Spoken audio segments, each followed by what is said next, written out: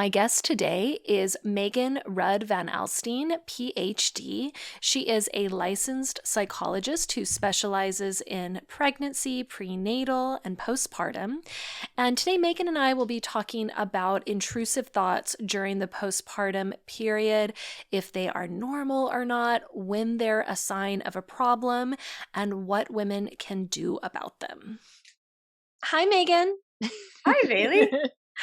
Thank you for talking to me about this pretty complex topic that obviously, terrifies a lot of women because so many of us don't understand, intrusive thoughts and what they are. But a lot of times when I start to tell women, how they're defined, almost every new mom that I've talked to has had these thoughts. So how would you define intrusive thoughts specifically in regards to that postpartum period? Yeah. Um, Intrusive thoughts are basically any thoughts that come, usually repetitively. They don't have to be of a negative nature, but they usually are. And that's why those are the ones that we find disturbing, right? So they're often violent, or they often include like sexual themes. So they're the kind of thoughts that are disturbing. But they are just thoughts, and it's almost like the wires in our brain got tripped, and it's like a recording going over and over. It doesn't have it doesn't necessarily have a deeper meaning. In most of the time, the deeper meaning is just that we're under more stress than we had been in the past. Well, and that leads me to my next question. So what are some reasons that new moms in particular, have these intrusive thoughts, a lot of times related to something scary happening to their baby? Um, a lot of things happen in early motherhood, pregnancy, early motherhood. Um, so one of the fun things is that we have a new baby, and we have a ton more responsibility. And it's almost like flipping a maternal switch in a certain way of a lot of, you might say, latent things that we carry, like, whether we call it genetic potential or whatnot. Um, when that switch gets turned on for that mothering, I have more responsibility. I need to take care of this new life and keep it alive. That comes with a huge amount of stress that wasn't there previously. And so a lot of different things, most commonly is probably anxiety, and then depression, and then there's other things too that I'll list. They emerge with that extra stress load. They are, a part of it or come with it. They're the symptom of feeling that responsibility. Um, Not to mention all the different hormonal shifts that happen in that period. That also contributes to different anxiety and mood symptoms. Um, the other thing that is a huge contribution is the lack of sleep that most new mothers have experienced with being waken up several times a night ongoing. So that itself can be, hugely contribute to a lot of different, what we call mental health problems, including intrusive thoughts. So the intrusive thoughts might be just intrusive thoughts, like you might just get, those intrusive thoughts, or you might get them along with anxiety, depression, OCD, which is the O part, the obsessive part, is the intrusive thought part of OCD. And then the behaviors are a way of trying to, like, if I do this behavior, maybe it's my baby's going to get sick if I don't wash my hands. That's the thought. And then the behavior is the hand washing, that if it's, frequent, many times a day, that's interfering with someone's life or quality of life. Then we call it, OCD. It can also come often as part of a PTSD package of symptoms. Yeah. So the intrusive thoughts might be a specific memory or a thought that comes in like flashback, or like it feels like you're reliving it. So that's a little has a it's also intrusive thought, but it has a little bit more specific flavor, like the OCD one. And also with eating disorders, that's another one where we commonly have intrusive thoughts that are usually around food or the body. Mhm. And that of course, is very can be really troubling for the person, and lead to behaviors that are reduce a person's quality of life too. Mhm. And the last one that's really common with intrusive thoughts is for postpartum moms, is having a history of a brain injury. And so oftentimes the intrusive thoughts, so like a car accident or other kind of like um, any head injury that includes a big force, like a severe concussion or more, that can also bring them on. But that would probably be more associated with the head injury and not come out later. Mhm. I know that when I had these, my thoughts were more concerned about not necessarily myself inflicting harm on the baby, but like, for example, thinking about like pushing him down the street in the stroller and having the thought if we just like walked off the curb, we'd get hit by a car and we'd die. And, thoughts like that. But then I know that I've talked to a lot of women that are horrified by thoughts of being the one to inflict the harm. For example, like during a bath, like, oh wow, I could just like hold the baby underwater and I could drown the baby. And they, are terrified by these thoughts. So I guess my question is, you know, should the women that are having thoughts like that be more worried, or is that actually pretty normal? I think it's really normal. Yeah. And um, it's, of course, disturbing, to oneself to have that kind of thought. And then, so we had to remember that these are just thoughts. Mhm. So when you start, if you have confidence that, like, I'm not going to do this action, like this thought might come again and again, and I hate it when it comes, but it's just a thought, and I'm not going to act on it. The only if the only time where we want to where the thoughts are a concern, meaning, in the examples that I gave before, those are times where the thoughts are so impacting the life so much that you want to get help. Mhm. Just intrusive thoughts doesn't mean that you need to get therapeutic help. Mhm. um if you are feeling like I might do this, or you've taken steps toward that end, then that is another sign that you want to get some help. If you don't have confidence that this is just a thought and I would never do this. Mhm. um I don't know the exact percentage, but by and large, most people have intrusive thoughts that are just thoughts that they know they would never, that horrify themselves, and they know they would never act on. Mhm. That's the majority of the cases. Super common. Mhm. Whether it's someone else is going to, something's going to happen to my baby, right? Or that I'm going to do something, to my baby, or I could do something to my baby, Mhm. or, those what if kind of Mhm. thoughts. Yeah. And thinking about like going into the what I understand is the pretty rare condition of postpartum psychosis. Can you talk a little bit about what it would look like if that was actually what the woman was experiencing as postpartum psychosis? Yeah. So it is rare, but it of course happens.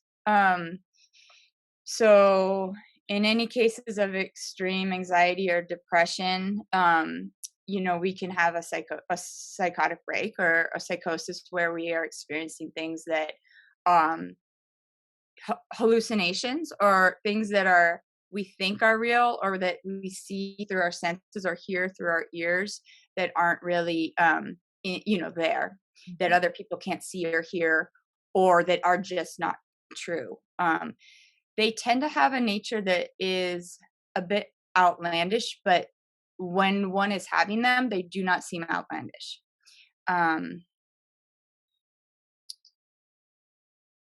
in that case, if you can kind of, well, this is tricky. Like, in part, you have to rely on the people around you. I would always share what you're having, like the thoughts that you're experiencing, or if you're experiencing sounds or visual things, like share what is going on, and the people around you are going to give you the feedback about whether that is, happening or not. When we're in it, it's really hard. So if ever you were in a position where you're like, this is what, I have to do something violent to my child, whenever that's the case, that's a time to seek help. Hmm. Yeah. So would you say, if a woman is having these intrusive thoughts, but her like first reaction is, oh my God, that's disturbing. I don't like that thought. I don't want to do that. Then that's typically would be a sign that she's not experiencing postpartum psychosis, but just intrusive thoughts because of potentially the things you listed, like anxiety, depression, OCD. Mhm. Yeah. And so if, these thoughts, again, if the woman again recognizes that she would not act on these, she's not experiencing postpartum psychosis, but if, the intrusive thoughts are impacting her quality of life, what are some things that you would recommend? Like, what would be the next steps for her in regards to working through it, potentially seeking professional support or just doing things, in her own life to work through it? Yeah, the big things are, um you know, I thought this when I had my first child, I thought this was a total joke, because it kind of is. So self-care is really important, like sleeping, eating regularly, getting enough water, moving your body a little bit, having a social support network, like all those things are really critical for any human to do well. And when we have a newborn, especially in how our culture is structured with the nuclear family and most of the responsibility being on one human, which is the mom, Mhm. we're really not even designed to handle this much stress. So, and historically, this hasn't been the case. Um, so self-care is, I'm going to put that out there, and with the full knowledge that that is not always a choice for women with newborns or infants, Mhm. but striving toward that as much as possible. So that's always like the first layer of care, like making sure, or attempting that is in place. Then if the intrusive thoughts are um like maybe not letting up, or getting more frequent or more intense or more disturbing, or advancing in the fantasy, like the nature of the violence of the fantasy, then basically, if it's impacting the quality of life of the person and not something that you can just ignore, which is the prescription, is just ignore it and then move on with your day. Mhm. If that isn't seeming possible, then you need help, and most people do need more support in that phase, whether they have intrusive thoughts or not.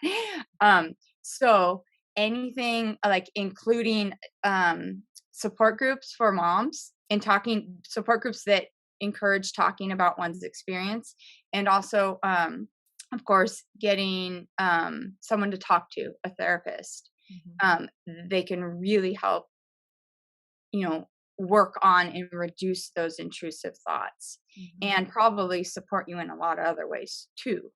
Mhm. Um, Medication might be a part of that, antidepressants, um, and it might not be a part of it. And then the other part is, there's lots of different kinds of therapy, and lots of different kinds of therapy would work for intrusive thoughts.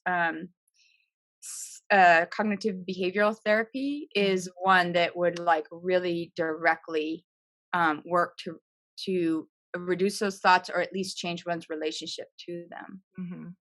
Yeah. And so for women that are interested in taking that next step in seeking, support from a mental health specialist, what would be some tips you have for finding somebody that they really connect with, that doesn't make them feel judged, they feel really safe to share? How would you tell a woman to at least begin going about finding somebody like that? Yeah. There's a lot of different ways, and sometimes it is hard to find a therapist, especially these days, with so much going on in the world.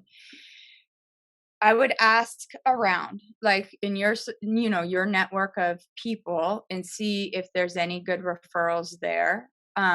You can, of course, go online, and there's different websites. The one that I know of that it's the most, like, the biggest one is Psychology Today, but there's lots of different ones out there. You can search for different criteria, see if people work with postpartum, see if people work with women, see if people work with, whatever it is. And then call a couple people. And even talking to someone on the phone for a couple minutes, you'll know if, you feel good about them. You trust them intuitively, or if they're rubbing you the wrong way. And so don't just go with your first person unless that feels like a great fit. Um, you know, you are the client, and you need to find someone that works for you. And finally, what would you say to women that say, I want to share about these intrusive thoughts, but I'm so afraid that somebody will report me, that my baby will be taken away from me? What would you say if that's a fear a woman has? No, that is a good question. And I might even add to that, like, what if people think I'm crazy? Mhm. Yeah. Um, so you have to, hopefully you have someone in your life who's close to you, who you trust with your feelings, whether that's a good friend or a partner, um, or maybe a parent, or a parent like person in your life. Um, and also someone who is not going to give you a knee jerk reaction, basically. Um, and then also talking to professionals that work with mothers and babies, because everyone that works with mothers and babies knows that this is par for the course. If it makes you feel better, say, of course I will never do this, and um, I'm concerned about you reporting me, but I know it's just a thought, so you don't, you can talk about it, so the person knows that you are in that place with it. um and if you're in that place with it, you are, what am I trying to say, you are definitely in a healthy enough range to work with your intrusive thoughts, in that it's not going to be something that you're going to do something irrational. Yeah.